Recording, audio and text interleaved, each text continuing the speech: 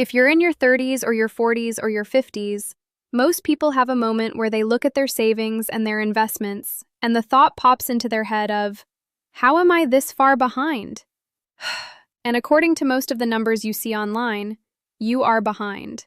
But here's the part that I want to talk about. Most of those benchmarks that you see online were not designed for real life. Let's start with what people are told they should have saved, because most of us have seen some version of this. Fidelity says you should have saved a multiple of your salary at each age milestone. By age 35, they say you should have about 2 times your annual income. By age 45, they say about 4 times your income. And by age 55, they say about 7 times your income. Now that may sound reasonable on the surface, so let's translate it into real numbers.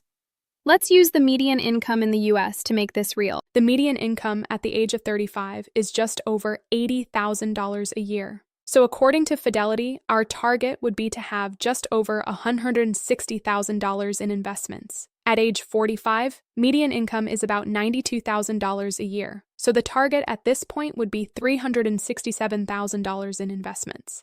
And at age 55, median income is about $82,000 a year. So the target would be about $575,000 in investments.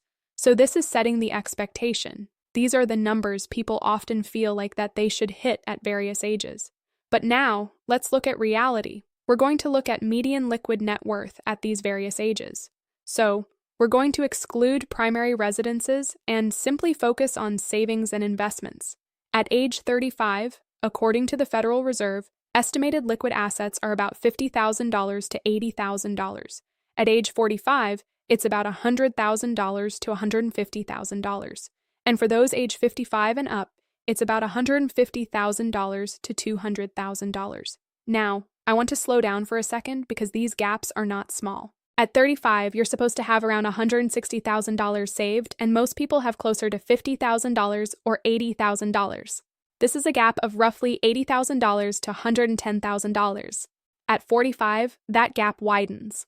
If you're supposed to have around $360,000 saved, but most people are closer to $100,000, maybe $150,000 on the high end, we're looking at a gap of $200,000 to $265,000. And at age 55, if this benchmark is saying you're supposed to have over $500,000 invested, and the reality is closer to $150,000, maybe $200,000, that's a gap of roughly $300,000 to over $400,000. This is the part that's so important to understand because what we're looking at is 2 completely different financial realities. The financial reality pushed by the media and the lived financial reality of the general population. And when you look under the surface, this actually starts to make a lot of sense because not all wealth is created equal. When we talk about net worth, we're including everything. We're talking about your home, your investments, your retirement accounts, your cash, and not all dollars function the same way. For most middle-aged households, their home is usually their biggest asset. Their second largest asset is usually their retirement accounts. And then things like savings and a brokerage account are usually much smaller. So even if someone does have a net worth of $300,000, it doesn't mean they have $300,000 in cash ready to use. You can't spend the equity in your home. At this age, you likely can't touch your retirement accounts without facing taxes or penalties for early withdrawals. The truly flexible money is usually the smallest piece of overall net worth. So the gap is real. But it's important to pause here because that chart that gets shared everywhere doesn't show mandatory benchmarks. Rather, we can think of those benchmarks as being aspirational. Do you really need 10 times your salary by the time you retire? Maybe. Some households do need that. Some households need a lot more, and some households need a lot less. It really depends on your situation. And more importantly, your retirement is likely to be built on your budget, which is based on your expenses, not your income. 2 people can both make $90,000 pre-retirement and have completely different retirement spending needs. One might need $70,000 a year in retirement, and the other might need only $40,000 a year. Because of their needed spending in retirement, both households that have the same pre-retirement income would have entirely different savings targets. So if you look at those numbers and you think, I'm so far behind or I wish I was further along, pause for a second. It does no good to look at these benchmarks in isolation because you might be comparing yourself to a benchmark that doesn't even apply to you. When you look at this gap, it's really easy to jump to the conclusion that people are behind or they're simply not saving enough, but it helps to look under the surface at some of the drivers. First, we have to start with income. The median household income around the age of 45 is about $90,000. But that's before taxes and before considering things like housing, childcare, and transportation.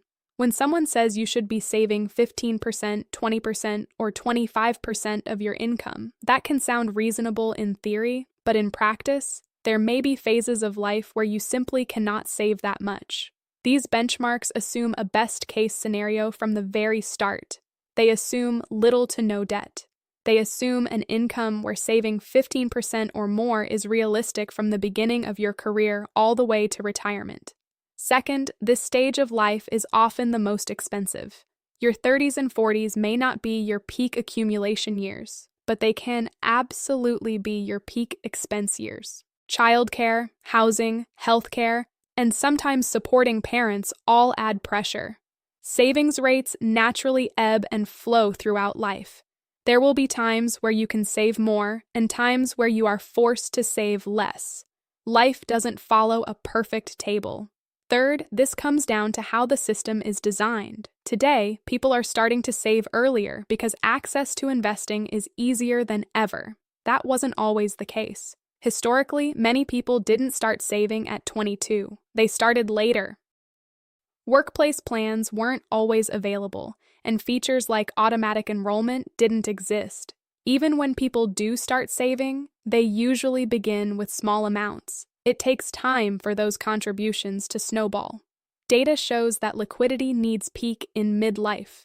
This is when people are most likely to experience financial shocks, pause contributions, or take on debt because life is happening. Some benchmarks reflect this reality better. For example, at age 35, earning about $80,000 a year, a more moderate target might be around $125,000 saved. At age 45, earning around $90,000, around $300,000. And at age 55, earning around $80,000, around $450,000. These are still meaningful targets, but they are less aggressive and more grounded in how people actually behave over time. Even then, gaps still exist, which shows that many people could improve saving and investing habits. This isn't just a midlife problem. It's a full life cycle issue. At 35, you're building your career and income while entering expensive years. At 45, you're likely facing peak financial pressure from housing, kids, and healthcare, while retirement starts to feel real. At 55, this becomes a catch-up window. Income may be higher and expenses more stable, giving you a chance to increase contributions. At 65, the focus shifts from accumulation to turning savings into income that lasts. The goal isn't to hit one perfect number, it's to build a plan that works from where you are today. If you're feeling behind, start by getting clear on your number. Not a generic number, but your number. What income do you actually need in retirement? What will Social Security cover? What gap do you need to fill? Your savings target depends on your expenses. Next, increase your savings rate. This is your biggest lever. If you're starting later, your savings rate matters more than time, though time still plays a role. You may need to gradually work up to saving 15%, 20%, or more of your income. Use auto escalation. Increase your savings slowly over time rather than all at once. Prioritize the right accounts. Start with an emergency fund. Take full advantage of employer matches. Consider tax-advantaged accounts, and if early retirement is a goal, include brokerage accounts. Invest, don't just save. Money needs to grow. Saving alone often isn't enough to reach long-term goals. Avoid trying to catch up overnight. That can lead to excessive risk or burnout. Progress over years matters more than quick fixes. Focus on trajectory, not a single snapshot. Your financial life is defined by direction, not just where you are today. Those big headline numbers are often aspirational. They aren't tailored to your life. To truly understand your situation, you need to know your expenses, income sources, and how much of your needs will be covered. From there, you identify the gap and build a plan to close it over time. You don't need someone else's number, you need your number. Savings in their vest at cement truck just drove by. But I have earplugs in. I didn't hear it. I saw it. So, they're doing construction. And I can't do construction noises. I can't do any noises. Let's just be clear about that. UPS just rolled up. Okay, I'm gonna refilm real quick. I know. Probably got the truck in there. Okay, we're going again at this age. Word salad. I love this lipstick color. This is amazing. Obsession with lipstick is going strong. It is going strong.